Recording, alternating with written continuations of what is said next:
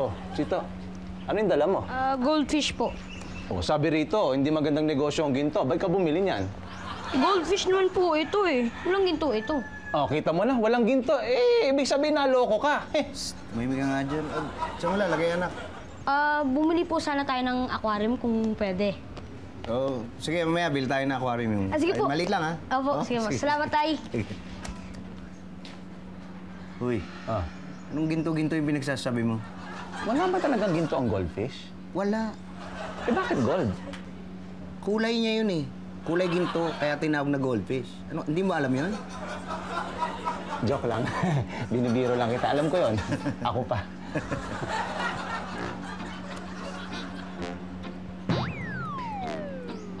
Gold nga eh.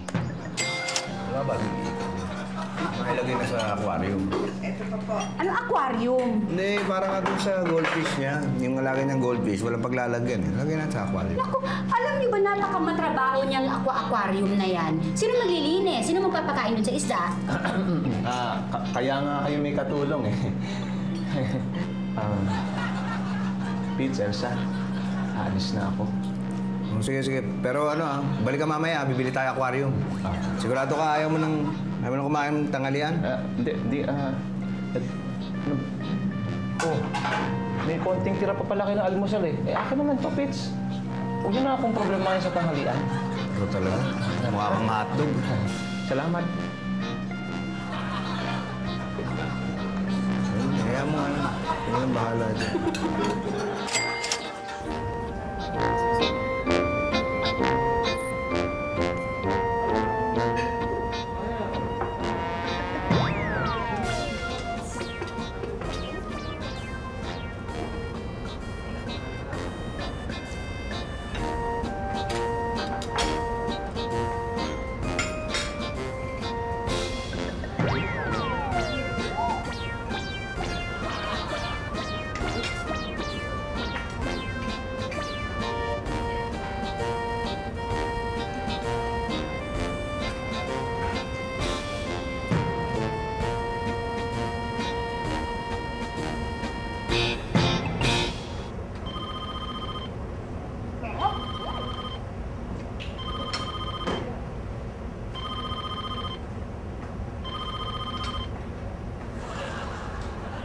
Pepito, kumakain ako, iniswap mo yung pagkain ko eh. Siguraduhin mo na importante to ha. Masarap-sarap na kinakain ko dito eh. Tawag ka ng tawag.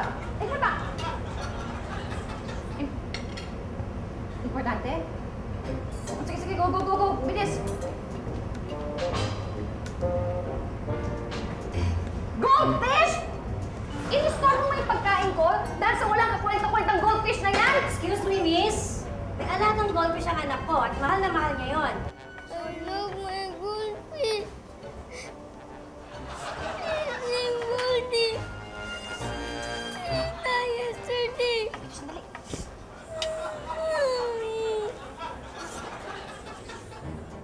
Sorry. Sorry, hindi ko naman alam eh. Waiter! Ano yung bill nila? Ako na namang babayad, ha? Thank you. Sorry po. No. Yan, alam mo, ikaw sa goldfish mo. Naku, napahamak tuloy ako dito eh. Goldfish lang, hindi mo pa alam kung saan bibili. Ano ka ba naman, Pepito? Aquarium? Maglalagay ka ng aquarium sa bahay ninyo. Eh, bakit naman maliit lang? Ba't yung palakihan? Ang yaman-yaman mo. Anong maglagay ka ng aquarium na malaki sa bahay mo? Maganda yun. Alam mo, nung bata ako ha, meron kaming aquarium sa bahay. Maganda yun. Alam mo, paggabi, yung mga ilaw-ilaw po, tapos nag-swimming-swimming po yung mga goldfish doon. Oo. Sandali, teka muna. Goldfish lang ba ang ilalagay mo doon sa aquarium mo? Alam bang maraming pang mga isda sa dagat? Hindi lang goldfish. Hindi bale. Meron akong alam na tindahan kung saan ka makakabili ng mga iba't ibang klaseng isda. Ite-text ko na lang sa'yo, ha? Okay, bye!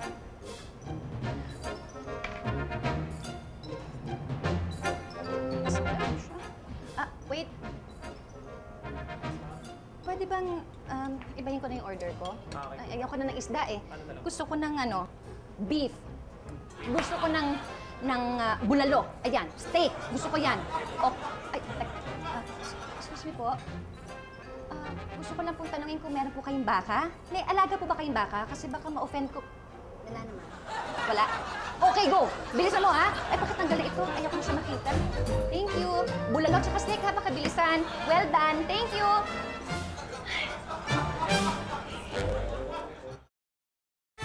I want